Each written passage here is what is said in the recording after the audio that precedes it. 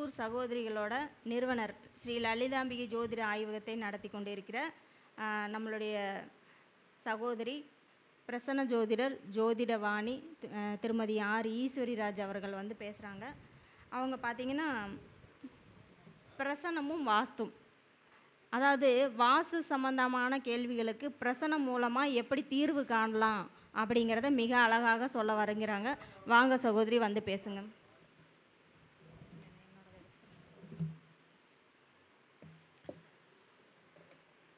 அனைவருக்கும் வணக்கம். குரு வாழ்க, குருவே துணை. எனக்கு இந்த ஜோதிட கலையை கற்றுக் கொடுத்த எனது அனைத்து குருமார்களையும் பொற்பாதம் தொண்டு வணங்குகிறேன். இன்றைக்கி நான் பேச இருக்க தலைப்பு, அதாவது அகத்திய ஜோதிட வித்யாலய நிறுவனர் அவருக்கு எனது வணக்கங்கள். ஏன்னா அவர் வந்து அவரோட ஃபஸ்ட்டு மீட்டிங், அதாவது வேறு ஒரு குழு இங்கேருந்து நடத்துனாங்க. அது மூலயமா நம்ம அடுத்து நடத்த ஒரு இதுக்கு வந்தோம் அப்படிங்கிறத பெருமைப்பட்டுக்கிறேன். அதாவது இன்றைக்கி நான் பேச இருக்க தலைப்பு என்னென்னு பார்த்தீங்கன்னா பிரசனமும் வாஸ்துவும். அப்போ காலையில் நம்ம ராமநாதபுரத்தில் வந்து ஐயா ஒருத்தர் வந்து சொன்னாங்க, பிறந்த நேரம் தேதி எதுவுமே இல்லை. ஒரு அம்மா வந்து அப்போக்கு வந்து கேள்வி கேட்டாங்க. அப்போ இதை வச்சு அவர் பதில் சொன்னார். அது 100% உண்மையாக வந்துச்சு. இதே போல் தாங்க இந்த பிரசன்னம். அதில் மெயினாக பார்த்திங்கன்னா ஜாமக்கோல் பிரசன்னம் எனக்கு ரொம்ப பிடிச்ச சப்ஜெக்ட் அது. ஏன்னா நம்ம உடனடி தீர்வு கொடுக்க முடியும். இது அப்படி போயிருக்கா, அது இப்படி போயிருக்காங்கிறதுலாம் இல்லை. சடனாக அவங்களுக்கு இது நடக்கும், நடக்காது, இதை செய்யாத, இங்கே இங்கே போகாத, இது வரும், இது வராது, இப்படி எஸ்ஆர்னோ இந்த மாதிரி இதுக்கெல்லாம் வந்து இந்த ஜாமக்கோல் பிரச்சனை ரொம்ப ரொம்ப கை கொடுக்குது. இப்போ இந்த ஜோதிட கடல் எல்லா பேரும் சொல்கிற மாதிரி கடல், இதில் நிறைய சப்ஜெக்ட் இருக்குது. பாரம்பரியம், நாடி, கேபி, இன்னும் என்னென்னமோ நம்மளுக்கு தெரியாமல் எவ்வளவோ இருக்குது. ஆனால் அவங்கவுங்களுக்கு எது ஒர்க் அவுட் ஆகுதோ அதை எடுத்து நம்ம செய்கிறப்ப ரொம்ப சிறப்பாக வரும். அந்த மாதிரி தான் எனக்கு இந்த பிரசன்னம் மெயின். இன்னொன்று வாஸ்து அப்படிங்கிறது எனக்கு சின்ன பிள்ளைங்கலேருந்து ஒரு ஆசை. பொதுவாக நான் இப்போ ஜோதிட ஃபீல்டை வந்து கிட்டத்தட்ட 2015 வந்தேன். ஆனால் சின்ன பிள்ளைலேருந்து எனக்கு அந்த வாஸ்துங்கிறது ரொம்ப பிடிக்கும். நான் இப்போ படித்ததில்லை, இருந்தாலும் ஒரு வீட்டை பார்த்தா இது இப்படி இருக்கணும், இது இப்படி இருக்கணும், சும்மாவே என்னோடய மனக்கண்ணத்தில் நான் பார்ப்பேன். அந்த மாதிரி இப்படி பிடிச்சு வந்த துறை இந்த ஜோதிடத்துறை. அப்படிங்கிறப்ப இந்த வாஸ்து அப்படிங்கிறப்ப இது நம்ம அடுத்தவங்களுக்கு சொல்லி அது நடந்திருக்கா நடக்கலையா. போன மீட்டிங்கில் கூட அங்கே முகுந்தன் முல்லையா மீட்டிங்கில் கூட ஒருத்தவங்க சொன்னாங்க, அரசியல்வாதிக்கும் சினிமா ஸ்டாருக்கும் நம்ம ஜாதகத்தை சொல்கிறோம், அவங்க என்னென்ன நடந்திருக்கு நம்மளுக்கு தெரியுமா, அவங்க குடும்பத்தில் போய் நம்ம பார்த்தோமா. அப்போ நம்ம சரௌண்டிங்கில் நம்ம குடும்பத்தில் நம்மளுக்கு நடந்த நிகழ்வுகளை நம்ம சொல்கிறப்ப கண்டிப்பாக நம்மளால் அது உண்மைன்னு நிரூபிக்க முடியும். முதல் நம்மளுக்கு ஜாதகம் சொல்லலாம், அப்புறம் அடுத்தவங்களுக்கு சொல்லலாம் அப்படிங்கிற மாதிரி. ஏன்னா நம்மள்ட்ட நடந்ததை வந்து உண்மையை நம்ம நிரூபிக்க முடியும். அப்படிங்கிறப்போ இந்த வாஸ்து அப்படிங்கிறப்ப கிட்டத்தட்ட ஒரு 5 வருஷத்துக்கு தான் நாங்கள் அப்போ ஜாமக்கோல் பிரச்சனை படிச்சுக்கிட்டு இருக்கோம். அப்போ அந்த ஜாமக்கோல் பிரச்சனை படிச்சுக்கிட்டு இருக்கப்ப நான் ஒரு வீடு, இப்போ நான் என்னோட இதே லைஃபே நான் சொல்கிறேன், ஒரு வீடு ஒன்று பார்க்கலான்னு சொல்லி ஒரு இடத்துக்கு போகிறோம். ஒரு பழைய வீடு, கிட்டத்தட்ட 40 லட்ச ரூபா அதோட ஒர்த்து. அந்த வீடை அவங்க ஒரு கஷ்டத்துக்காண்டி விற்கிறாங்க. நான் என்னோட அந்த வீட்டை வாங்கணும் அப்படிங்கிறது நான் வச்சுருந்த ஒரு 5 சென்ட் இடத்த கொடுத்துட்டு அந்த வீடை வாங்கலாம்னு சொல்லி நாங்கள் முடிவு பண்ணணும். அப்போ அந்த வாஸ்து நான் அதாவது பிரசனை படிச்சுக்கிட்ட புதுசு. அப்போ நான் என்னோட குருநாதர் ஐயா அவர்கள் காலையிலேருந்து இங்கே இருந்தார், சுந்தரராஜ பெருமாள் ஐயா அவர்கள், ராமானுஜ குரு ஆசிரியர். அவர்கிட்ட தான் போய் ஐயா நான் போனோடனே ஒரு பிரசனம் போட்டார் அவர். அப்போ நம்ம வந்த கேள்வி அங்கே நடக்கலை, அவருக்கு தெரிஞ்சிருச்சு. இருந்தாலும் அதாவது சரி பார்த்துக்கலாமா அப்படிங்கிற மாதிரி சொன்னார். அதை நான் நம்பியிருக்கணும் அதாவது நான் வந்து சரி என்ன பண்ணிட போகுது, நம்மள்ட்ட தான் கையில் இடம் இருக்குது, அந்த இடத்த கொடுத்துட்டு அந்த வீட்டை வாங்க போகிறோம். கிட்டத்தட்ட 1 லட்ச ரூபா அட்வான்ஸ் போட்டாச்சு. அப்போ நம்ம என்ன பண்ணிட போகுது அப்படிங்கிற ஒரு அசால்ட்டுங்கிற ஒரு தைரியம், குருட்டு தைரியம், நம்ம வாங்கிடுவோம் அப்படிங்கிற ஒரு குருட்டு தைரியம். அந்த தைரியத்தில் 1 லட்ச ரூபா அட்வான்ஸ் கொடுத்து அந்த இடத்த புக் பண்ணியாச்சு. அந்த வீடு பார்த்தீங்கன்னா கிட்டத்தட்ட ஒரு 4 சென்ட் இடத்துல வந்து கீழே ஒரு டபுள் பெட்ரூம் ஹால் கிச்சனோட மேலே 2 போர்ஷன் வாடகைக்கு விடுற மாதிரி அவங்க வீடு கட்டியிருக்காங்க. எங்களுக்கு பிடிச்சிருந்துச்சி, அட்வான்ஸ் போட்டாச்சு. ஆனால் அந்த பிரசனம் என்ன சொல்லுது, நாங்கள் உள்ள நுழையிறப்ப அவர் போட்ட பிரசனம் உதயம் ஆடும் 6-8. பொதுவாக நம்ம எந்த ஒரு செய்திக்காலும் உதயம் ஆடும் 6-8 அப்படின்னு சொல்லி வந்து போனாலே அந்த வேலை நடக்காது அப்படிங்கிறது. அப்போ அதை நான் நம்பணும். அப்போ இருந்தாலும் சரி அட்வான்ஸ் 1 லட்ச ரூபா கொடுத்துட்டா கண்டிப்பாக நம்ம வாங்கிடுவோம். அதோட வாஸ்து அமைப்பு எப்படி இருக்குது அப்படிங்கிறது நம்மளும் பார்ப்போம் இல்லையா. அப்போ அந்த வீட்டுக்குள்ளே நுழையிறப்பே நான் வந்து அந்த வீட்டுக்குள்ளே என்ட்ரி கால் வைக்கிறப்ப நம்மளுக்கு ஒரு சில இப்போ நம்ம ராமநாதபுரத்தில் வந்து ஐயா அவர்கள் சொன்னாங்க, அவங்களோட கை விரலை அமுத்தி பிடிச்சி அந்த 1 நிமிஷத்தில் அவங்களோட எனர்ஜி அவங்க புரிஞ்சுக்க முடிஞ்சு. அப்போ நம்ம ஒரு இடத்துக்கு ஒரு காலை வைக்கிறப்போ அந்த எனர்ஜி நம்மளால் வைப்ரேஷன் புரிஞ்சுக்க முடியும். நம்ம ஜோதிடர்களையும் நம்மளால் கண்டிப்பாக அது உணர முடியும். இப்போ சாமி ஆடுறாங்க அப்படின்னு சொல்லி சொன்னால் அவங்களுக்கு சும்மா அது வேணும்னுக்கே யாரும் ஆட போகிறதில்ல. ஒரு சாமி வந்து ஒரு மேல சத்தத்துக்கு ஆடுறாங்கன்னா எல்லா பேருமே ஆடுறாங்க, அவங்களுக்கு ஒரு உணர்வு இருக்குது. அதே போல நம்ம ஜோதிடர்களுக்கு ஒரு உணர்வு இருக்கும் கண்டிப்பா. அப்ப அந்த இடத்துக்கு போறோம், அந்த இடத்துக்கு போறப்ப அங்க ஒரு தெய்வ அனுகிரகம் இல்லை அப்படிங்கிறது என் மனசுக்கு பட்டுச்சு. அப்ப உள்ள போறோம், போனா வீடு அவ்வளவு பெரிய பிரம்மாண்டமான வீடு, ஆனா அங்க ஒரு தெய்வ சக்தியே இல்லை. அதே போலதான் அவங்க அவ்வளவு பெரிய வீட்டுல பூஜை ரூமுங்கிறது தனியா இல்லை. பூஜை ரூம் கண்டிப்பா இருந்தாதான் அங்க தெய்வ சக்தி இருக்குமா அப்படிங்கிறதுல அந்த சாமி வச்சிருக்க இடமே ஒரு இருட்டடைஞ்சு போய் ஒரு ஒரு எனக்கு அது இப்படி இதா இல்லை. சரி ஓகே அப்படின்ட்டு இருந்தாலும் அதையும் மீறி நான் அந்த வீட்டை வாங்கணும்னு நினைக்கிறோம். அப்போ அந்த வீட்டோட மேப், அந்த வீட்டோட அளவுகளை நான் ஐயாவுக்கு தான் அனுப்பிச்சு, அந்த அளவுகளை நான் அப்போ சரியாக கவனிக்கல. அந்த அளவுகளை அவருக்கு அனுப்பிச்சு கேட்குறப்ப, ஏமா அந்த ஹாலோட அளவை நீ பார்த்தியாமா அப்படின்னாரு. ஆமாம் இங்கே பார்த்தேன் அப்படின்னா, நீ பஞ்சாங்கத்தை எடுத்து இந்த பேஜை பாரு, அந்த அதில் அந்த அளவு கரெக்டாக இருக்கான்னு பாரு அப்படின்னாரு. அந்த பேஜ் எடுத்து பார்க்குறேன் 25, 10க்கு 25ங்கிற ஹாலு. அப்போ 25னா அந்த பஞ்சாங்கத்தில் என்ன கொடுத்துருக்காங்க, அதாவது தெய்வ அனுகிரகம் இல்லை அப்படிங்கிறது அந்த இதுலேயே இருக்குது. அப்போ இதை நீ 25 பார்த்தியாமா அப்படின்னு சொல்லி சொன்னார். இல்லைங்க சார் நான் பார்க்கல அப்படின்னு சொல்லி சொன்னேன். அப்புறம் சரி இருந்தாலும் அந்த வீட்டை வந்து ஒரு ஆல்ட்ரேஷன் பண்ணிக்கலாம், ஒரு அந்த எவ்வளோ 22 அடி நம்மளுக்கு கம்ஃபர்டபுளாக இருக்கப்போ ஒரு 3 அடிக்கு ஒரு ஷோகேஸ் ஏதாச்சும் பண்ணிக்கலாம் அப்படிங்கிற மாதிரி சரி வாங்கிக்கலாம் அப்படின்னு சொல்லி நம்ம நினச்சோம். ஆனால் நான் சும்மா இருக்க மாட்டேன்னா இதை போய் அந்த வீட்டுக்காரங்கிட்ட சொல்கிறேன். இப்போ அதாவது நீங்கள் இவ்வளோ விலைக்கு நாங்கள் ஒரு இவ்வளோ விலைக்கு நீங்கள் கொடுக்குறேன்னு இருக்காங்க, இதில் என்ன இவ்வளோ செலவு இருக்குது. அதே போல் பார்த்தீங்கன்னா கீழே ஹாலில் வச்சுருக்க சாமி அந்த தெய்வ அனுகிரகம் இல்லைன்னு சொல்லி நான் மேலே கூட போய் பார்க்கலாம் அந்த வீட்டை. கீழேயே அந்த சாமி ரூமுக்கு மேலே பார்த்தீங்கன்னா டாய்லெட் போட்டிருக்காங்க. அப்போ மேலே குடியிருக்கவங்களுக்கு தென்மேற்கு மூலையில் டாய்லெட் வரலான்னு ஒரு சில கருத்து இருக்குது. இருந்தாலும் வடமேற்கு மூலையில் தான் டாய்லெட் அமைக்கணும். அந்த தென்மேற்கு மூலையில் டாய்லெட்டை போட்டு அதுக்கு கீழே நேராக சாமி படத்தை கீழே வச்சுருக்காங்க. அப்படிங்கிறப்ப அங்கே தெய்வ அனுகிரகம் இல்லை. இங்கே வாஸ்துப்படியும் அவங்க 10க்கு 25ன்னு போகிறப்ப அந்த வாஸ்து அங்கே வேலை செய்யலை. அப்படிங்கிறப்ப இதெல்லாம் நான் நோட் பண்ணி அவங்கள்டே சொல்லிட்டேன். அப்போ இன்னொன்று அவங்களுக்கு ரெமடியும் இதெல்லாம் மாற்றினா நல்லா இருக்கும் அப்படின்னு நான் சொல்லி அவங்க அதை ரெடி பண்ணி அந்த வீடை விற்கலை. அதாவது நம்ம ஒரு இடத்துக்கு போய் அந்த வாஸ்து சில ஆல்ட்ரேஷன் சொல்கிறோம், நம்ம அதை வாங்க போகிறோம், இதெல்லாம் 1 லட்சம் அட்வான்ஸ் கொடுத்தாச்சு, நம்ம இதை வாங்க போகிறோங்கிறத நான் அதெல்லாம் சொல்லிட்டேன். கடைசியில் அவங்க மனசு மாறிடுச்சு, ஓ இதெல்லாம் நம்ம பண்ணுனா நம்மளுக்கு பிரச்சனை சால்வ் ஆகும் போல் அப்படின்னா அவங்க அந்த வீட்டவே விற்கலைன்ட்டாங்க. சரி பரவாயில்ல நல்லா இருக்கட்டும் அப்படின்ட்டு அந்த அட்வான்ஸ் நாள் திருப்பி கொடுங்கன்னா அதுலேயே 30,000 ரூபா கழிச்சுட்டு தான் கொடுத்தாங்க. சரி போங்க, நம்மளுக்கு அதில் நம்ம முன் ஜென்மத்தில் அவங்கள்ட்ட பட்ட கடன் பட்டிருக்கோம் போல், இந்த ஜென்மத்தில் அவங்க கொடுக்கணும் அப்படின்ட்டு கம்முன்னு வந்துட்டோம். அந்த மாதிரி இந்த வாஸ்து ஏன் எனக்கு நடந்த விஷயத்த சொல்கிறேன்னா, அந்த அளவுகள் இன்னொன்று அந்த நம்ம இடத்துல கால் வைக்க போகிறப்ப அந்த இதோட சூழ்நிலை நம்மளுக்கு கண்டிப்பாக தெரியும். ஒரு வாஸ்து ஒரு இடத்துக்கு போகிறப்ப நம்மளுக்கு அதெல்லாம் தெரியும் அப்படிங்கிறதுக்காண்டி தான் நம்ம அதை சொல்ல வரேன். இன்னொன்று பார்த்தீங்கன்னா பிரசனம் வாஸ்துங்கிற தலைப்பு தான். அதாவது இப்போ இதே இந்த பஸ் ஸ்டாப்பில் போய் நான் கிட்டத்தட்ட 1 மாதம் இருக்குமாப்பா, 2 மாதம் இருக்கும், கோயம்புத்தூருக்கு ஒரு வாஸ்து பார்க்க நானும் இவங்க இன்னொரு ஃப்ரெண்டு 3 பேர் போகிறோம். அப்போ விடிய காலம் 5 மணி 5:30 மணி நான் இங்கே பஸ்ஸுக்கு நிற்கிறேன். சம்மந்தமே இல்லாத ஒரு ஆள், அவர் அவர் பேக்கரிக்கு வேலைக்கு போகிறாரு. அவர் பார்த்தீங்கன்னா அவர் பில்டிங்கு சொன்னாரா எதை சொன்னாரோ தெரியல, அவர் என்ன சொல்கிறாரு, அது டோட்டல் வேஸ்ட்டு பூரா கிராஸு அப்படிங்கிறாரு.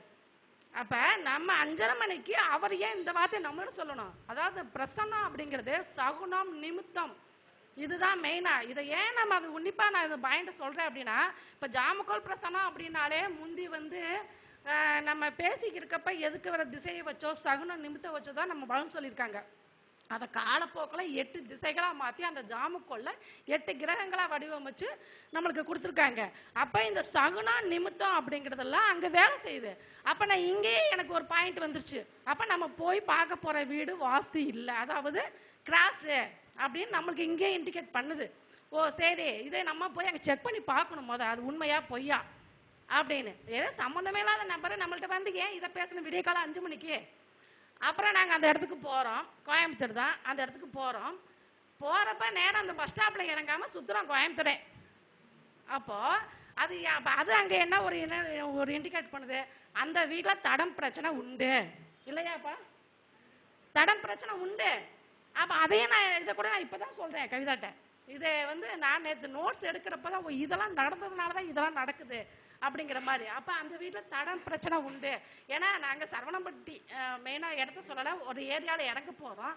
நாங்கள் 2 பேரும் பேசிக்கிட்டே நாங்கள் ஒரு ஆர்வத்தில் கோயம்புத்தூர் காந்திபுரமே போயிட்டோம். அப்புறம் போய் திருப்பி ரிட்டர்ன் நாங்கள் வர்றோம். அப்போ அங்கே ஒரு தடை பிரச்சனை இருக்குது.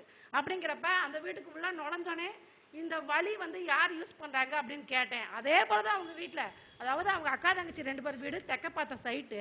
ஃபஸ்ட்டு அவங்க அக்கா வீடு, அதுக்கடுத்து இவங்க வீடு, 2 பேர்த்துக்கு ஒரே தடம். அப்போ ஒன்று இவங்க ஏதாச்சும் ஒரு சண்டை ஒரு பிரச்சனைனா அவங்க ஒரு வேலியை போட்டாலும் ஒரு கேட்டு போட்டாலும் இவங்களால நடக்க முடியாது, வேற தடம் இல்லை. இந்த பக்கம் சுற்றி இடம் வந்து வேறவங்க இடம், அதுதான் மெயின் தடம். அங்கே தடம் பிரச்சனை உண்டு. கண்டிப்பாக இன்னைக்கு இல்லாட்டி என்னைக்குனாலும் அங்கே தடம் பிரச்சனை வரும் அப்படியே நம்ம கண்டுபிடிக்க முடிஞ்சுச்சு. அப்போ அதே வீட்டுக்கு நான் பிரசனம் போடுறேன். அவங்க நம்மள்ட்ட இதே போன மாதம் 25ஆம் தேதி நம்ம மீட்டிங் வந்து 24ஆம் தேதி 25ஆம் தேதி நம்மள்ட்ட பிரசனம் வாஸ்து பார்க்கறதுக்கு கூப்பிடுறாங்க. அப்போ போட்ட பிரசனம் தான். அந்த பிரசனத்தில் வந்து குலதெய்வம் அனுகிரகம் இல்லை. அதாவது உதயம் ஆருடம் அப்படிங்கிறப்ப ஒரு 6 8 வருது. அதே போல் அங்கே ஒரு 5ஆம் இடத்துல வந்து கவிப்பு கவிக்குது, 4ஆம் இடத்துல மாந்தி. அப்போ இந்த 4ஆம் இடத்துல மாந்தி இருக்கிறப்ப அந்த வீடு நம்ம மாந்தி வந்து 12 கடத்தில் எங்கேனாலும் இருப்பாங்க, இல்லையே நான் சொல்லலை. அப்போ மெயினாக நம்ம எந்த இதை பற்றி கேட்குறோமோ அதில் மாந்தி வந்து உட்காருது இல்லையா, அதுதான் நம்ம நோட் பண்ணணும். அப்போ இங்கே 4ஆம் இடம் வீட்டை பற்றி கேட்குறோம். அந்த வீட்டை பற்றி இடத்துல அந்த 4ல் உட்காந்து மாந்தி, அந்த இடத்துல பிரேத சாபம் உண்டு அப்படிங்கிறத நம்ம எடுக்கிறோம். அப்போ குலதெய்வ கோயிலுக்கு அவங்க நீங்கள் போயிருக்கீங்களா அப்படின்னு நாங்கள் ஃபோனில் கான்டாக்ட் பண்ணி கேட்குறப்ப, மேடம் நான் ரொம்ப நாளாக நாங்கள் போகிறோம்னு நினைக்கிறோம், எங்களால் போகவே முடியல அப்படிங்கிறாங்க. நீங்கள் குலதெய்வ கோயிலுக்கு போய் ஒரு பொங்கல் வச்சுட்டு வாங்க, அதுக்கு பிறகு வாங்க, நாங்கள் இப்போ இல்லை இன்னொரு நாளைக்கு வர்றோம் அப்படின்னு சொல்லி அவங்க குலதெய்வ கோயிலுக்கு போயிட்டு வந்த பிறகு அது பேர் நாங்கள் அங்கே வாஸ்து பார்க்க போனோம். அடுத்து இன்னொன்று இண்டிகேட் பண்ணுது, அதாவது அந்த உதயத்தில் 4ஆம் இடத்துல மாந்தின்னு சொல்லலையா. அப்போ அதாவது நம்ம அந்த கட்டத்தை போடுறப்ப பார்த்தீங்கன்னா அவங்க உதயம் மீன உதயம், 4ஆம் இடம் எது மிதுன வீடு. அப்போ அந்த வடகிழக்கு அப்படின்னு சொல்லக்கூடிய இடம் கண்டிப்பாக அவங்க வீட்டில் வடகிழக்கு முறையில் பிரச்சனை இருக்கும் அப்படின்னு சொல்லப்பட்டது. அதே போல் அங்கே போய் பார்த்தீங்கன்னா எப்பயுமே வடகிழக்கு மூலை காலியாக தான் இருக்கணும். ஆனால் அந்த வடகிழக்கு மூலையில் என்ன இருந்துச்சு, பெரிய சண்டை சக்திக்கு வச்சுருந்துருக்காங்க. அங்கே வெயிட் ஏற்றக்கூடாது, நிலத்தொட்டி இருக்கலாம், நீர்நிலை தொட்டி இருக்கலாம், மற்ற எந்த ஆப்ஷன் அந்த இடத்துல ஒரு சின்ன செடினாலும் ஒரு 2 அடிக்கு வளர்க்குற செடி, துளசி செடி இந்த மாதிரி நம்ம வச்சுக்கலாமே தவிர கட்டடத்துக்கு மேலே வளரக்கூடிய உயரமான மரங்களோ இல்லை மேல்நிலை டேங்கு தொட்டி இந்த மாதிரிலாம் வைக்கவே கூடாது. இந்த மாதிரி எந்த ஒரு வீட்லையும் வடகிழக்கு மூலம் பாதிக்கப்பட்டிருந்தா கண்டிப்பாக அவங்க 100% வாஸ்து குறை உண்டு தான். அதை வந்து அவங்க கண்டிப்பாக நிவர்த்தி பண்ணியே ஆகணும்.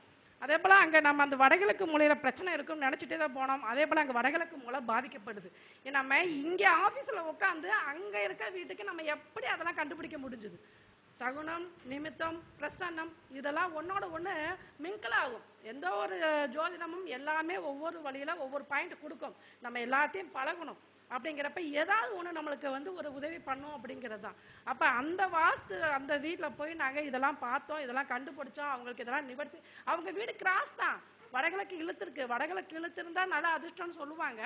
இருந்தாலும் அந்த வடகிழக்கு இழுத்து போக போக குறுகலாக கிராஸ், அந்த கிராஸ் சைட்டை தான் அவங்க நேர் பண்ணி கட்டியிருக்காங்க. அதே போல் அங்கே வந்து டாய்லெட் பிரச்சனை உண்டு அப்படின்னு அக்னி மூலையில் கொண்டு போய் செப்டி டேங்கை போட்டிருக்காங்க. எந்த ஒரு வீட்லையும் அக்னி மூலையில் குளிக்கிற ரூம் வரலாம், ஆனால் செப்டி டேங்க்கு கண்டிப்பாக அந்த இடத்துல போக கூடாது. அந்த வீட்டோட பெண்களுக்கு அதாவது அந்த கர்ப்பப்பை சம்மந்தப்பட்ட பிரச்சனை கண்டிப்பாக வரும். அந்த வீட்டோட அம்மாவே கர்ப்பப்பை எடுத்துட்டாங்க. நான் அதையும் கேட்டேன். மாமியார் மருமக 2 பேர் இருக்கிறாங்க, இதில் வந்து கர்ப்பப்பை சம்மந்தப்பட்ட யாருக்கு பிரச்சனை இருக்கான்னா நான் எடுத்துட்டேன் மேடம் அப்படிங்கிறாங்க. கண்டிப்பாக இது 100% நீங்கள் பாருங்கள். அந்த வடகிழக்கு பாதிக்கப்பட்டால் ரொம்ப பிரச்சனையை கொடுக்கும். அந்த தென்கிழக்குன்னு சொல்லக்கூடிய அக்னி பாதிக்கப்பட்டால் அந்த வீட்டில் உள்ள பெண்களுக்கு வயிறு சம்மந்தப்பட்ட பிரச்சனை கண்டிப்பாகவே கொடுக்கும். இதை நீங்கள் 100% செக் பண்ணி பார்க்கலாம். சரிங்களா? அப்புறம் இன்னொரு வாஸ்து இதே நான் ஏன்னா குரூப்பில் வந்து அடிக்கடி வாஸ்து பற்றி தான் நாங்கள் நிறையா போடுவோம். அப்படிங்கிறப்ப இந்த வாஸ்து பற்றி நான் இன்னொரு இது மேடம் அவங்களுக்கு நம்ம மீட்டிங்கை பார்த்து ஒரு கால் வந்திருக்குது. அவங்களும் இதே வாஸ்து தான் கேட்டிருக்காங்க. அதாவது அவங்களோட இது என்னன்னு சொல்லி பார்த்தீங்கன்னா, ஒரு கோயில் கட்டுறதுக்கு அவங்க 2 வருஷமாக முயற்சி பண்ணிக்கிட்டு இருக்கிறாங்க, ஒரு ஐயப்பன் கோயில் கட்டுறதுக்கு. அப்போ ஆனால் அவங்களால அதை கட்ட முடியல. கொஞ்சம் ஒரு 20 லட்ச ரூபா என்னமோ அட்வான்ஸ் கொடுத்துருக்காங்க, மீதி ஒரு 30 லட்ச ரூபா கொடுக்கணும். அதுக்கு வந்து நாங்கள் 2 வருஷமாக நாங்கள் அலைஞ்சிக்கிட்டு இருக்கோம், எங்களால் அந்த பணத்தை ரெடி பண்ணி கொடுக்க முடியல அப்படின்னு சொல்லி சொல்கிறாங்க. அதுக்கு என்ன காரணம் அப்படின்னு சொல்லி அவங்கள்ட்ட கேட்டு அவங்க ஃபோன் பண்ணியிருக்காங்க. அப்புறம் நம்மளுக்கு சடனாக இந்த நேரத்துக்கு பிரச்சனை போடலாம்ப்பான்னு போட்டோம், 2 பேரும் டிஸ்கஸ் பண்ணோம். அந்த நேரத்தில் பார்த்தீங்கன்னா அங்கேயும் பாருங்கள் 4ஆம் இடத்துல கவிப்பு. சரிங்களா? 4ஆம் இடத்துல கவிப்பு வர்றப்பயே அந்த இடம் வந்து கண்டிப்பாக பிரச்சனையை இல்லை. அந்த இடத்துல வந்து ஒரு அதாவது ஒரு கவிப்பு எங்கனாலும் இருக்கலாம் 12 பாவத்தில், ஏன் 4ஆம் இடத்துல இருக்குது? 4ஆம் இடம் சொத்து, 4ஆம் இடம் பூமி, எல்லாமே சொல்லக்கூடிய இடம் 4ஆம் இடம். அந்த இடத்துல போய் கவிப்பு இருக்குது அப்படிங்கிறப்ப, அதே போல் உதயத்தை கடந்தது பார்த்தீங்கன்னா பாம்பு, மாந்தி, சேர்க்கை இதெல்லாமே வச்சு நம்ம சொல்லப்பட்டது. இந்த இடத்துலையும் வந்து அவங்க வந்து கொஞ்சம் பிரச்சனை இருக்குது. அவங்க அதெல்லாம் வந்து நம்மளுக்கு அந்த மாதிரி போய் அந்த பரிகாரம்லாம் செய்ய தெரியாது. அந்த மாதிரி பரிகாரம் பண்ணக்கூடியவங்கள அந்த இடத்த கொஞ்சம் டோட்டலாக, அதாவது அந்த மண் வந்து ஒரு சில மண் வந்து சல்லிய தோஷம், இதெல்லாம் உங்களுக்கு தெரிஞ்சது தான். சல்லிய தோஷம் அதாவது ஏதோ ஒரு காலத்தில் ஒரு எலும்பு போட்டு அதில் பிதைச்சிருந்தாங்கன்னா அது சல்லிய தோஷமாக இருந்து அது அவ்வளோ சீக்கிரம் நம்மளால் அதை கட்ட முடியாது அப்படிங்கிறதா. அதே போல் அந்த மனை வந்து கொஞ்சம் தோஷமாக இருக்குது, அதை நிவர்த்தி பண்ண சொல்லுங்க அப்படின்னு சொல்லி நம்ம சொன்னோம். பரிவர்த்தனை ஒன்று இருக்குது. அந்த பிரச்சனத்தில் ஒரு பரிவர்த்தனை இருக்கிறப்ப கண்டிப்பாக நிவர்த்தி உண்டு. அவங்க கோயில் கட்டுவாங்க. இவங்க வந்து அந்த இதை நிவர்த்தி பண்ணக்கூடிய ஆளுங்களை கூப்பிட்டு வந்து அவங்கள நிவர்த்தி பண்ண சொல்லுங்க அப்படின்னு சொன்னால், அப்புறம் தான் அவங்க சொல்கிறாங்க. இதை மட்டும் தான் ஃபஸ்ட்டு சொன்னாங்க, எங்களால் அந்த கோயில் கட்ட முடியல, வசூலாக மட்டும் சொன்னவங்க அப்புறம் தான் சொல்கிறாங்க. கிட்டத்தட்ட 1.5 வருஷத்துக்கு முதலே 1.5 லட்ச ரூபா செலவு பண்ணாங்களாமா இந்த இடம் எப்படி இருக்குன்னு பார்க்கறதுக்கு. 1.5 லட்ச ரூபா செலவு பண்ணி அந்த இடம் எப்படி இருக்குன்னு பார்த்தாங்க. நம்ம ஒரு பிரச்சனத்து மூலயமா அவங்களுக்கு இந்த இடத்துல இந்த பிரச்சனை இருக்குது, அவங்கள அதை நிவர்த்தி பண்ண சொல்லுங்க அப்படின்னு நம்ம சொல்லப்பட்டது அப்படிங்கிறது அது எவ்வளோ பெரிய விஷயம். நம்ம அந்த இடத்துக்கு போகவும் இல்லை. அது எங்கே? மணப்பாறை பைபாஸ்லையப்பா, அங்கே தான் இருக்குது அந்த இடம். அந்த இடத்துக்கு போகவும் இல்லை. அதுக்கு பிறகு தான் அந்த இடத்துல வந்து சில தோஷங்கள் நம்ம சொன்னோம். அதுக்கு பிறகு தான் அவங்க சொல்கிறாங்க, பாதசாரிகள், நடந்து போகிற பாதசாரிகள், கோயிலுக்கு மாலைப்பட்டு போகிறவங்க, பழனிக்கு போகிறவங்க, இவங்களாம் நடந்து போகிறவங்க அந்த இடத்துல உட்காந்து ஓய்வு எடுத்துகிட்டு போவாங்களாமா. அந்த இடத்துக்கு உண்டானவர் அங்கே ஒரு பிரச்சனை பண்ணி யாரையும் அங்கே தங்க விடலை அப்படிங்கிறதுனால அவங்களோட சாபங்கள் இதெல்லாமே அங்கே இருக்குது அப்படின்னு அதுக்கு பிறகு தான் அவங்க உண்மையை சொல்கிறாங்க. அப்போ இந்த மாதிரி விஷயங்கள்லாம் நம்ம பிரசன்ன மூலம் மிக அழகாகவே சொல்லலாம். அவங்களுக்கு நம்ம நிவர்த்தியும் சொன்னோம். அதாவது நம்ம திருவாரூர் மாவட்டம் திருப்புகலூரில் உள்ள அக்கினீஸ்வரர் ஆலயம், அந்த ஆலயம் இப்போ தான் சமீபத்தில் கும்பாபிஷேகம் ஆச்சு. போன 2 வாரத்துக்கு முதல் தான் கும்பாபிஷேகம் ஆச்சு. ஒன்று சதய நட்சத்திரம் அன்னைக்கு அங்கே போய் வழிபட்டு அங்கே செங்கலை வாங்கி அங்கே பூஜித்து அந்த செங்கலை கொண்டு வந்து நம்ம வீட்டில் வச்சு, இல்லை எந்த இடம் நம்மளுக்கு பிரச்சனையாக இருக்கோ அந்த இடத்துல வச்சு ஒரு 48 நாள் தீபம் ஏற்றி நம்ம கொஞ்சம் வழிபாடு பண்ண அந்த இடத்தோட பிரச்சனைகள் கொஞ்சம் அகலும். அவங்க வேகமாக அந்த கோயிலை கட்டுவாங்க அப்படின்னு நம்ம சொல்லப்பட்டது. நம்ம சொன்னோன்னே அதையும் கேட்டு அவங்க அந்த சதய நட்சத்திரம் அன்னைக்கு அங்கே போயிட்டு வந்தாங்க. போயிட்டு வந்து ஃபோட்டோ கூட நம்ம குரூப்பில் அனுப்பிச்சாங்க. இந்த கோயிலுக்கு போயிட்டு வந்த மேடம், அதே போல் செங்கல் பூஜையில் வச்சு வாங்கிட்டு வந்தோம் அப்படின்னு அனுப்பிச்சாங்க. அப்போ இந்த மாதிரி விஷயத்துக்கெல்லாம் நம்ம இந்த ஜாமக்கோல் எங்களுக்கு 100% உதவி செய்யுது அப்படின்னே சொல்லலாம். அதே போல் இன்னொரு இடம் பார்த்தீங்கன்னா, இந்த ஜாமக்கோல் பிரச்சனை நேற்று ரீசெண்டாக ஒருத்தவங்க ஜாதகம் பார்க்க வந்திருக்காங்க. அப்போ இந்த ஜாதகம் பார்க்குறப்ப பார்த்தீங்கன்னா அந்த அம்மா திருமண பொருத்தம் பார்க்க வந்திருக்குது. நான் திருமண பொருத்தத்து மூலயமா இப்படி அவங்களுக்கு இப்போ பொருத்தம் இருக்குது செய்யுங்க, இப்போ குருபலன் இருக்குது, தசாபுத்திகள் சப்போர்ட் செய்யுது அப்படின்னு சொல்லியாச்சு. அதெல்லாம் அந்த அம்மா வந்து நீங்கள் வாஸ்துலாம் பார்ப்பீங்களா அப்படின்னாங்க. ஆமாம் மேடம் பார்ப்போம் அப்படின்னு சொன்னேன். அப்புறம் அவங்க வேற எதுவுமே சொல்ல, வாஸ்து பார்ப்பீங்களா? நாங்கள் உங்கள் வீட்டில் ஏதாவது தடம் பிரச்சனை இருக்குதாம்மா அப்படின்னு நான் கேட்டேன். ஏதாவது வழித்தடம் பிரச்சனை இருக்குதா அப்படின்னு கேட்டேன். ஆமாம் மேடம், நாங்கள் அந்த பக்கத்து இடத்துல எங்களால் நடந்து போக முடியாது, அந்த வீடு காடாக இருக்கிற வரையும் அது பிரச்சனை இல்லை, வீடுன்னு எப்போ நாங்கள் கட்ட ஆரம்பிச்சோமோ அதுக்கு பிறகு தான் பக்கத்து இடத்துல பிரச்சனை பண்ணுறாங்க அப்படின்னு சொன்னாங்க. அதுக்கு பிறகு என்ன அவங்கள்ட்ட ஒரு கேள்வி கேட்டது, உங்கள் வீட்டு பாத்ரூம் தண்ணி, கழிவு நீர் வெளியேற தண்ணி, அந்த தண்ணியை மிதித்து தான் நீங்கள் உள்ளே போகிறீங்களா அப்படின்னு சொல்லி கேட்டேன். அப்படியே ஆமாம், எப்படி நேரில் வந்து பார்த்த மாதிரி சொன்னீங்க அப்படின்னாங்க. ஏன்னா அந்த ஜாதகத்தில் 3 நாள் சம்மந்தப்படுது. அதாவது அவங்க பார்த்தீங்கன்னா துலாம் உதயம், துலாம் லக்னம், விருச்சக லக்னம், 3 நாள் கூட சனி பகவான் 3ல வக்ரமாகி உட்காந்துருக்காரு. சனினால என்னது, நம்ம உடலை வெளியேற்றக்கூடிய கழிவுக்கு உண்டானவர் தான். அப்போ அந்த சனி பகவான் வக்ரமாகி இருக்கிறாரு அப்படிங்கிறப்ப இதை நீங்கள் கேளுங்க, அடிச்சு கேளுங்க. 3ஆம் இடம் 4ஆம் இடத்துலலாம் இந்த சனி பகவான் சம்மந்தப்பட்டாலே அங்கே கழிவு நீர் போகிறதுல பிரச்சனையாகும். அவங்க அதை மிதித்து தான் வீட்டுக்குள்ளே போவாங்க. அதே போல் 4ஆம் அதிபதி குரு வந்து ராகுவோட சாரம், இப்படி சனியோட சாரம் இதெல்லாம் வாங்கியிருந்தாருன்னு வைங்களேன், அந்த கழிவு நீர்னால தான் அவங்களுக்கு பிரச்சனையே. வருஷம் ஃபுல்லாக எந்த ஒரு வீட்டுக்கு குடி போனாலும் அந்த டாய்லெட் தண்ணி வெளியில் போகிறதுல தான் அவங்களுக்கு பிரச்சனையே வரும். நிறையா அவங்க சந்திப்பாங்க. இது என்னோட சுற்று வட்டாரத்தில் உள்ள ஜாதகத்தை பார்த்து நான் ஆய்வு பண்ணதான் இந்த விஷயங்கள்லாம். நம்ம ஒரு விதியை மட்டும் படிச்சுக்கிட்டே இருந்தால் அது எப்படி அதில் ஒத்து வருது அப்படிங்கிறத பார்க்கணும் இல்லையா? இந்த மாதிரிலாம் நம்ம வாஸ்துவும் பிரசனத்தையும் வச்சு மிங்கிள் பண்ணி நம்ம அழகாக பலன் சொல்லலாம். அங்கே போய் பார்க்கணுங்கிறத நம்ம உட்காந்த இடத்துலேருந்து அவங்க கேள்வி கேட்குற நேரத்துக்கு நம்ம பிரசனம் அமைக்கிறப்ப எனக்கே ஒரு சில விஷயம் நேரம் ஆச்சரியமாக இருக்கும். அதாவது நம்ம ஒரு நேரத்தை தான் அடிக்கிறோம், அதில் டைப் பண்ணுறோம், எப்படி அது இதுவும் கரெக்டாக பொருந்தி வருது அப்படின்னு ஒரு சில விஷயங்கள் நம்ம பார்க்குறக்கே ஒரு ஆச்சரியமாக இருக்கும். அந்த மாதிரி அந்த பிரசனத்து மூலயமா நம்ம அனைத்து விஷயங்களுக்குமே நம்மளால் தீர்வு சொல்ல முடியும் அப்படிங்கிறது தான். இப்போ நம்ம ஒரு வாஸ்து, அதாவது இப்போ ஒரு இடம் விற்கிறாங்க, ஒரு இடத்த ஒருத்தர் வாங்க போகிறாங்க, ஒரு வீடவா வாங்க போகிறாங்க. நம்மள்ட்ட வந்து இப்போ கேட்குறாங்க, எங்களுக்கு நல்ல நேரம் குறித்து கொடுங்க அப்படின்னு சொல்லி கேட்குறாங்க. இப்போ ஒரு வீட்டை நாங்கள் வாங்கலான் இருக்கோம், நாங்கள் எந்த டயத்தில் வாங்கலாம் அப்படின்னு சொல்லி நல்ல நேரம் கேட்குறாங்க. அப்போ நம்ம குறித்து கொடுக்குற நேரத்தில் எத்தனை பேர் அவங்க ரிஜிஸ்டர் பண்ணுறாங்க? நம்ம ஒரு டைம் குறித்து கொடுப்போம், அங்கே போனால் அவங்க அதுக்கு ஒரு 10 டோக்கன் போயிருக்கோம். இவங்களை கூப்பிட்றப்ப காலையில் நம்ம குறிச்சுட்ருப்போம், சாயந்தரம் தான் அவங்களுக்கு டோக்கன் நம்பரே வரும் அங்கே ரிஜிஸ்டர் ஆஃபீஸில். அப்போ இது எப்படி நம்ம குறித்து கொடுத்த நேரத்துக்கு அதுக்கு ஒத்து வரும்? கண்டிப்பாக முடியாது. அப்போ இதுக்கு எங்கள் குருநாதர் எங்களுக்கு என்ன சொல்லியிருக்காரு பார்த்தீங்களா? அதாவது நீங்கள் ஒரு இடத்த வாங்க போகிறவர், விற்க போகிறவர் 2 பேருமே ஒரு ஒப்பந்த பத்திரம் போடுவாங்க இல்லையா? ஒரு டைப் ஆஃபீஸில் உட்காந்து டைப் பண்ணுவாங்க. அந்த நேரத்தை குறித்து கொடுங்க. அந்த சொத்தை நம்ம முதல் வாங்குறாங்க, அந்த டைப் ஆஃபீஸில் உட்காந்து டைப் அடிக்கிறாங்க. அந்த நேரத்தை நீங்கள் அந்த நேரம் நல்ல நேரமாக குறித்து கொடுங்க. கண்டிப்பாக அவங்க வாங்குற சொத்தை அவங்களுக்கு நிலைக்கும். அதுதான் நல்ல நேரம். நீங்கள் ரிஜிஸ்டர் பண்ணுற போகிற நல்ல நேரத்தை நீங்கள் குறித்து கொடுத்தா அது கண்டிப்பாக அது நல்ல நேரம் தான் நம்ம குறித்து கொடுப்போம். ஆனால் அங்கே அவங்களுக்கு அது நடக்காது அந்த வேலை. அப்போ நம்ம இந்த நேரத்தை நல்ல நேரமாக நம்ம குறித்து கொடுக்குறப்ப கண்டிப்பாக அவங்களுக்கு வாங்குற சொத்து நிலைக்கும் அப்படிங்கிறது தான். அதே போல் பார்த்தீங்கன்னா, நம்ம பொதுவாகவே வாஸ்து ஆரம்பிக்கிறதே வாஸ்து நாளில் மட்டும்தான் நம்ம பூஜை போடணுமா, வாஸ்து ஆரம்பிக்கணுமா அப்படின்னா அப்படி இல்லை. அதாவது வாஸ்து நாளும் உண்டு. பொதுவாகவே உபய மாதங்கள்னு சொல்லக்கூடிய மிதுனம், மிதுனத்துக்கு என்ன மாதம்? ஆனி, புரட்டாசி, மார்கழி, பங்குனி, இது எல்லாமே. இன்னொன்று ஆடி மாதம் எந்த ஒரு சுபகாரியம் செய்ய மாட்டோம். அப்போ இந்த மாதங்கள்லாம் கண்டிப்பாக வாஸ்து புருஷன் எழுவதில்லை அப்படின்னு சொல்லி சொல்கிறாங்க. அதனால் பொதுவாகவே எந்த ஒரு நல்ல காரியத்தையும் நம்ம இந்த உபய மாதங்கள்லாம் செய்ய மாட்டோம். அதில் ஆணியில் கூட ஒரு சிலர் செய்வாங்க, மற்ற மீதி உபய மாதங்கள்லாம் செய்ய மாட்டாங்க.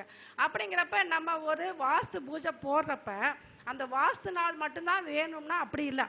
அதாவது உங்களோட அந்த பேர், அந்த பத்திரம் வந்து யார் பேரில் இருக்குது, கணவன் பேரில் இருந்தாலும் மனைவி பேரில் இருந்தாலும் அவங்களுக்கு தாராபலம் உள்ள நாளாக எடுத்து அந்த அன்னைக்கு நம்ம பஞ்சாங்கத்தில் சுப முகூர்த்த நாளாக இருந்தால், இப்போ பஞ்சாங்கத்தில் சுப முகூர்த்த நாளில் எந்த ஒரு தோஷமும் இல்லாத நாளை தான் அவங்க குறிப்பாங்க.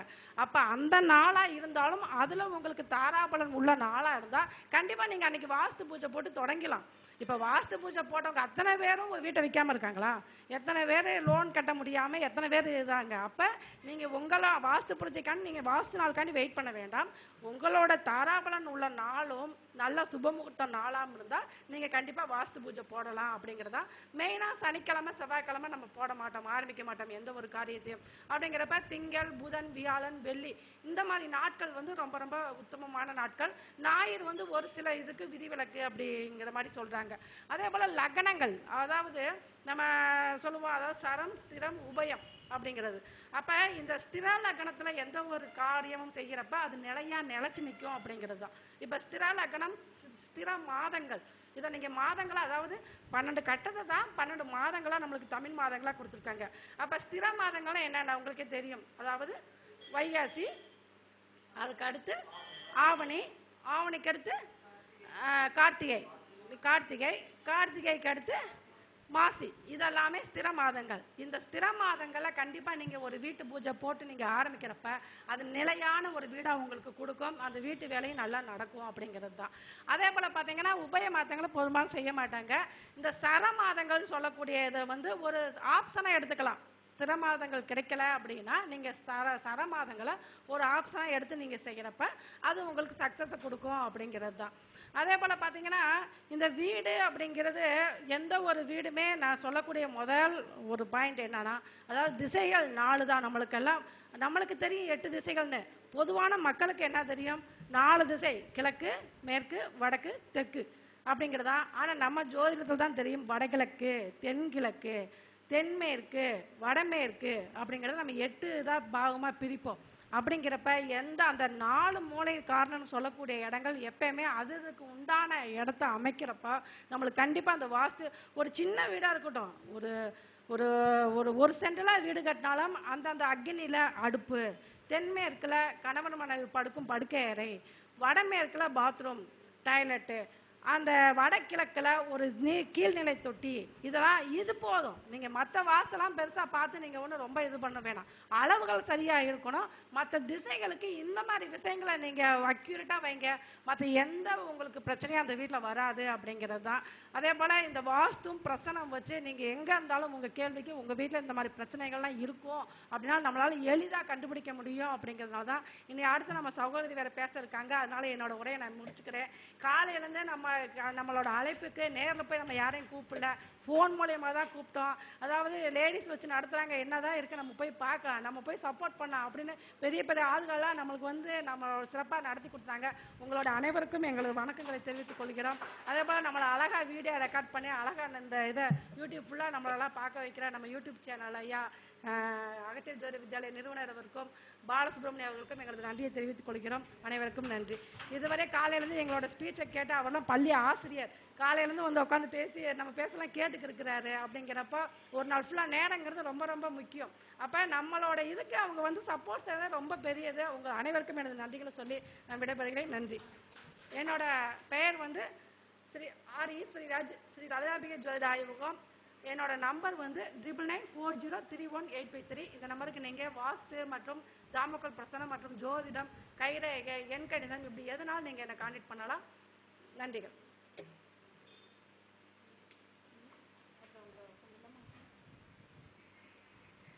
அதாவது ஜாமுக்கோல் ஈஸ்வரி அப்படின்னு சொன்னாதான் எல்லாத்துக்கும் தெரியும். அது மாதிரி பிரசன்ன ஜோதிடர், ஜாமுக்கோல் பிரசன்ன ஜோதிடர் இவங்க பார்த்திங்கன்னா இப்போ வாஸ்துலேயும் நிறையா, அதாவது எங்கள் குரூப்பில் பார்த்திங்கன்னா கிட்டத்தட்ட டெய்லி 2-3 டெய்லியும் ஒரு பிரச்சனை நாங்கள் கேட்டுக்கிட்டே இருப்போம். அதாவது டிஸ்கஸ் பண்ணுவோம். இப்போ எங்களுக்கு தெரியாததை நாங்கள் ஒன்றும் கேட்குற போகிறதில்ல யாருக்கிட்டேயும். ஆனால் நாங்கள் அவங்க கேள்விக்கு நாங்கள் பதில் சொல்லி நாங்கள் முடிச்சிருவோம். அதுக்கப்புறம் இந்த பிரச்சனை இந்த மாதிரி கேட்டிருக்காங்க, உங்களுடைய பதில் என்ன, நீங்கள் டிஸ்கஸ் பண்ணுங்கள் அப்படின்னு ஒரு குழு ஆக்டிவாக இருக்கணும் அப்படிங்கிறக்காக அந்த பிரச்சனை அடிக்கடி போடுவோம். அதில் இப்போ வாஸ்துங்கிறது இப்போ அடிக்கடி வந்துருச்சு. நாங்கள் 2 பேரும் சேர்ந்து வாஸ்து இதெல்லாம் போய்கிட்டு இருக்கோம். அப்படிலாம் இருக்கும்போது என்னென்ன நிகழ்வுகள் நடந்தது அப்படிங்கிற அனுபவபூர்வமான உண்மைகளை தான் இன்றைக்கி அவங்க எடுத்து சொல்லியிருக்காங்க. இது எல்லாமே எங்களுக்கு கடந்த இப்போ இந்த மாதத்துலேருந்து நாங்கள் அடுத்த மாதம் நாங்கள் பேசுகிறோம்னா இந்த மாதத்தில் 30 நாள் என்னென்ன நடந்துச்சு அப்படிங்கிறத தான் அனுபவமாக நாங்கள் சொல்லுவோம். எங்களுடைய கிளைண்ட் எப்படி இருந்தாங்க, அவங்க என்ன கேள்வி கேட்டாங்க, அவங்களுக்கு நம்ம என்ன மாதிரி பலன்கள் சொன்னோம் அப்படிங்கிறதெல்லாம் மிகச்சிறப்பாக என்ன நடந்ததோ அந்த அனுபவபூர்வமான உண்மைகளை எடுத்துரைத்த பிரசன்ன ஜோதிடர் அவர்களுக்கு, நம்ம சகோதரி அவங்களுக்கு மிக்க நன்றி. அவங்களுக்கு ஒரு பலத்த கைதட்டல்.